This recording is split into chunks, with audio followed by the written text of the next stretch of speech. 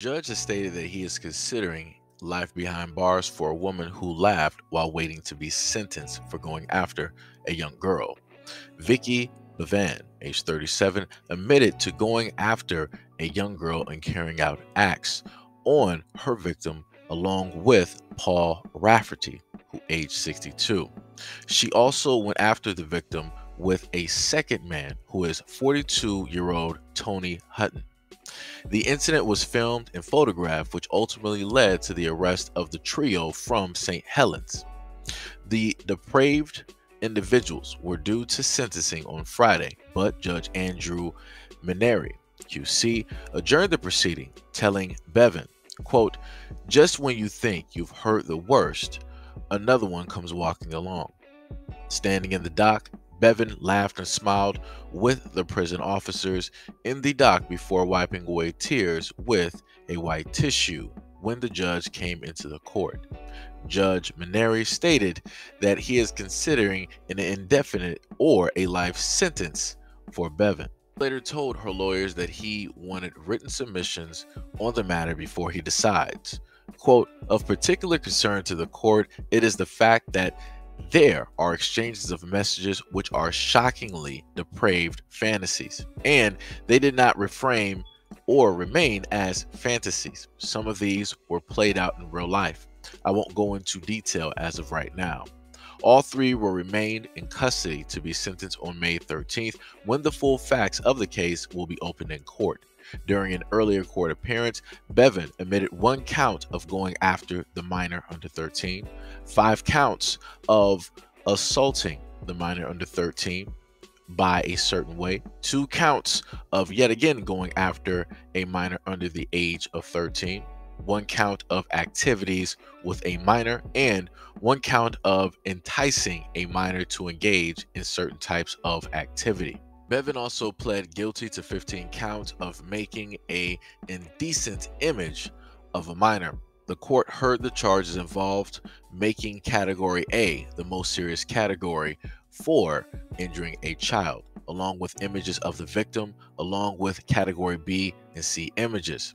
The woman pled to 2 further counts of making indecent images of minors related to 52 categories A and 42 category B images.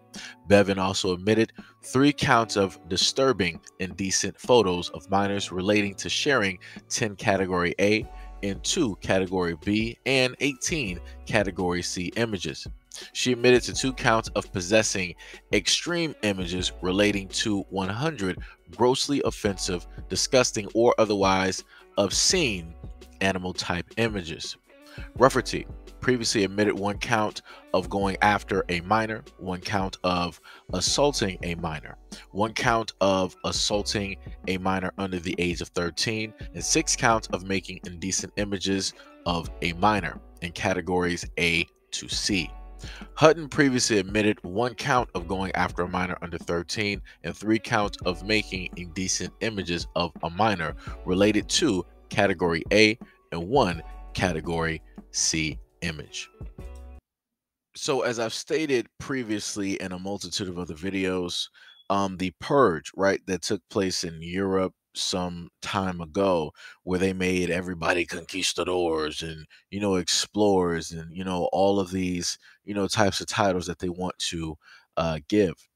A lot of these individuals were depraved individuals. They're individuals that went after minors, individuals that went after children, individuals that went after dead bodies.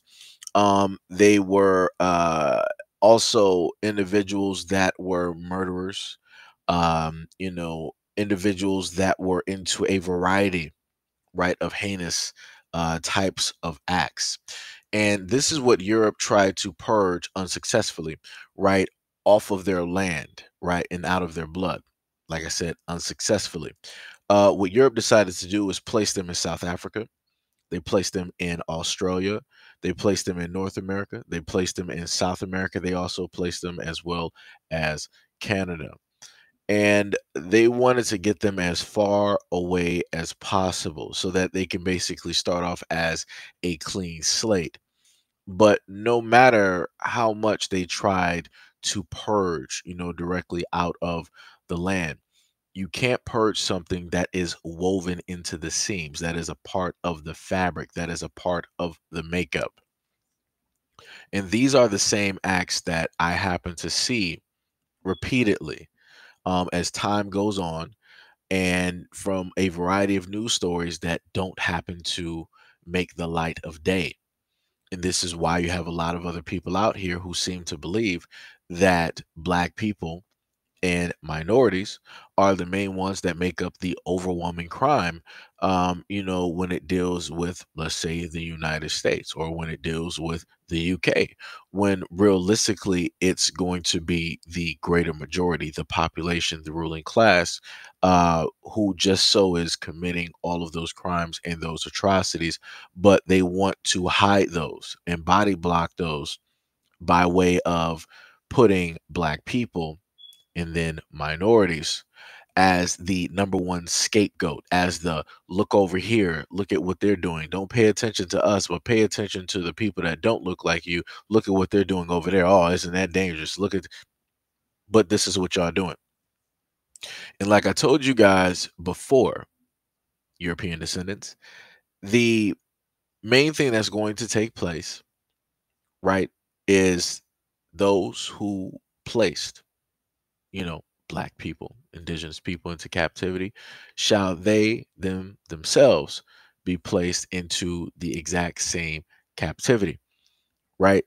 And on top of that, the same energy release that you like to give out and put out, and all of this nonsensical BS that you want to push towards everybody else to have everybody focus on us, this is what's going to happen. So because you decided that you don't want to focus on your own people, because you decided that you want to make Black people the criminals and the villains, right? And everything under the moon and the sun, because you want to focus all of that energy on that, you want to put all of that negativity on that. What do you think is going to happen with all of that energy? Energy is never destroyed, but it's transferred.